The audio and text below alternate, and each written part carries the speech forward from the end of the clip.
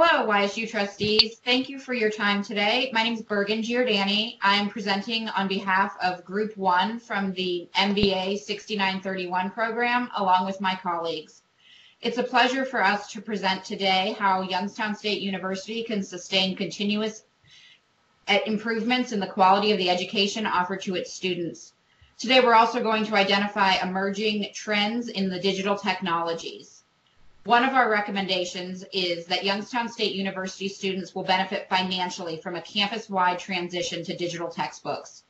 Several factors will need to come into play for this transition to be successful, including partnerships with major textbook publishers, as well as buy-in from faculty and students, particularly those faculty, though, who self-publish their materials for class.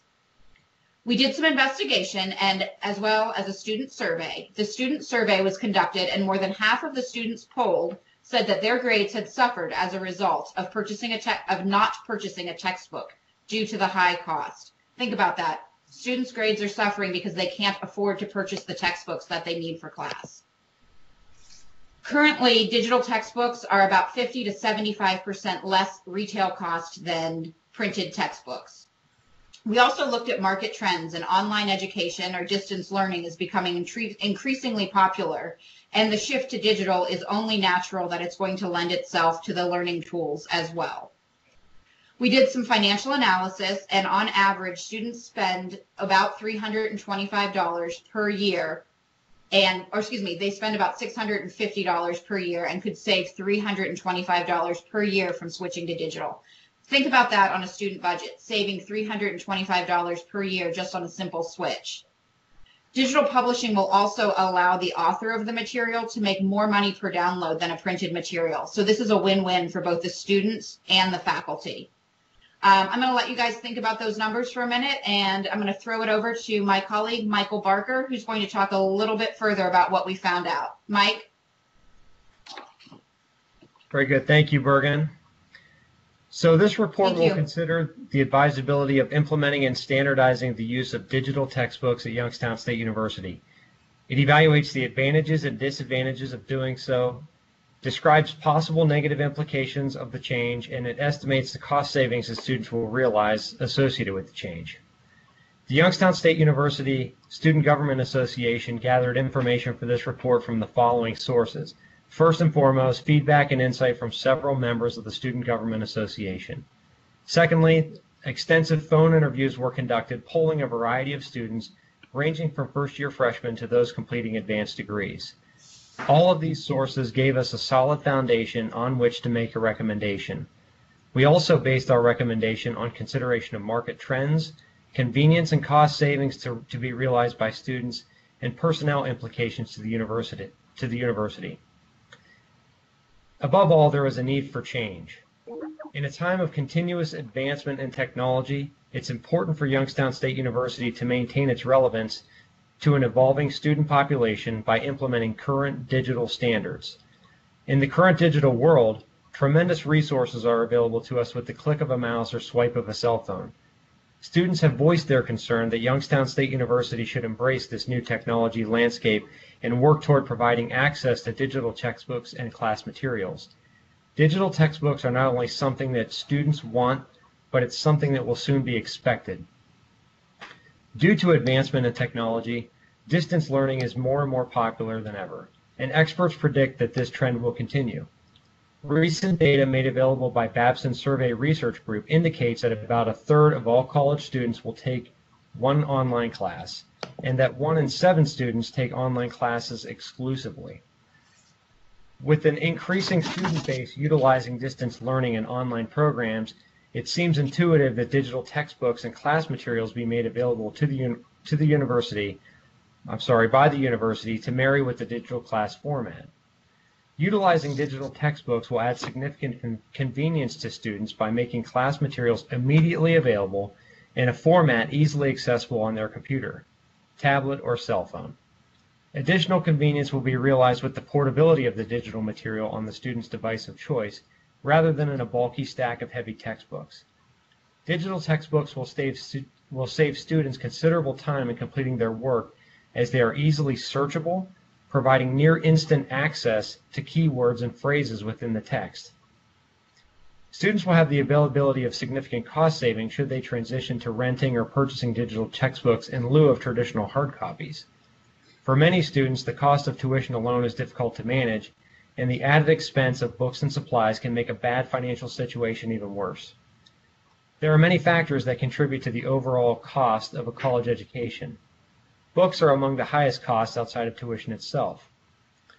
Figure 1 on our PowerPoint presentation shows the survey of 676 responses showing student responses and consequences due to high textbook cost. Should YSU embrace this digital textbook initiative, the university will be able to market the fact that they are implementing cost-cutting alternatives for students, with the continued focus on providing quality education at a reduced overall cost.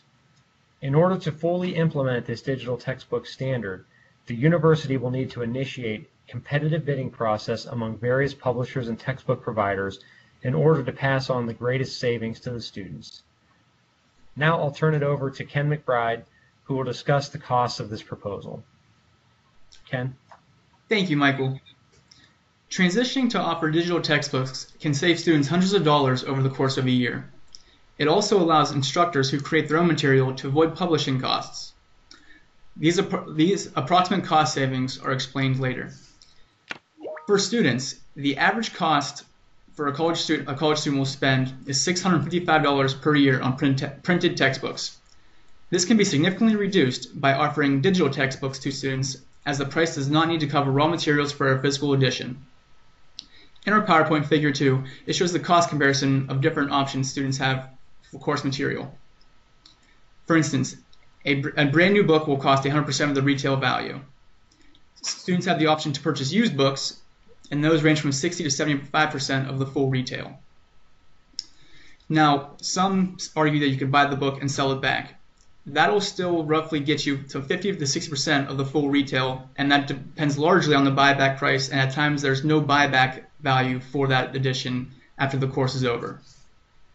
However, to buy a digital textbook, that price is often 40 to 50% of the retail value, meaning the students get to save immediately, not at the end of the semester, and guaranteed. There's also savings that can be done for the instructor. So a lot of instructors will will provide their own material and publish. A large portion of the sales of this material is absorbed by the publisher. Instructors only make about 15% of the wholesale price. The wholesale price is often 75% of what a retail front will sell the material. That means on a $100 book, the creator of the content is only getting around $11.25. Moving this material to digital service allows the author to retain 75% of the sale price. So not only will this allow the book to be sold at a lesser cost, but also get more money back in the person responsible for the content. Now, however, there could be some negative implications with the digital trend, and with that, I'm going to let Noah take over and tell us some of those. Yes, there are several negative implications if the resolution was to be adopted. One would be the implications of requiring a digital device for accessing textbook content. The cost savings of having a digital textbook could be offset by the upfront cost to purchase the device. Some of the lower end devices can range from around $70 for a simple tablet, or they could be a few $1,000s for a high-end laptop. So just because the cost is subsidized on the text end, the student might have to pay out of pocket if they don't have access to a device to view it. Fortunately, most students do have access to some kind of device that can display digital material. Another adverse negative implication would be bookstore sales. The university could lose some profit and revenue from their partnerships with bookstores on the physical sale of books. A similar university stated that approximately 1/5 of the school's textbook price goes to the store. It could be argued that some of that money that the students could save could then be spent on other merchandise in the store rather than just the textbooks. Another potential negative implication would be exclusivity. The ability to secure digital textbooks at a reduced rate may require exclusivity agreements with a particular publisher. YSU would be able to leverage its buying power over 10,000 active students in order to secure a lower digital rate for students. The book publishers would accommodate the lower rate with a guaranteed income from exclusivity agreements with YSU courses. They'll give us a lower price, but in return, they're going to want something, which is us to promise to buy all of our books from them through a contractual agreement. The exclusivity agreement could, however, alienate professors who prefer a particular book from a particular publisher. Some could be their own self-published works. The rigid text offerings that are involved with exclusivity arrangements could make qualified professors apprehensive to take a professorship at YSU and could produce a subsequent increased cost to the human resource department with respect to retaining talent. So those are a few of the negative implications that will be considered in the recommendation that Elaine Remick will now present to you.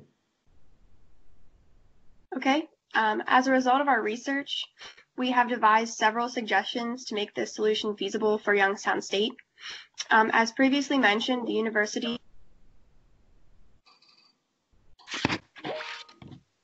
competitive bidding process among numerous publishers and textbook providers in order to generate substantial savings for the students. We do recommend that they do this with highly accessible publishers such as Cengage Learning, Houghton Mifflin, McGraw-Hill, Pearson Education, and Scholastic.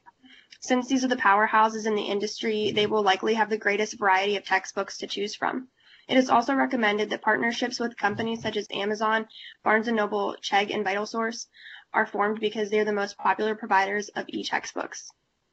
Another suggestion to defray the cost is to require all students to enroll in off-campus online courses to purchase or rent digital copies of the textbook.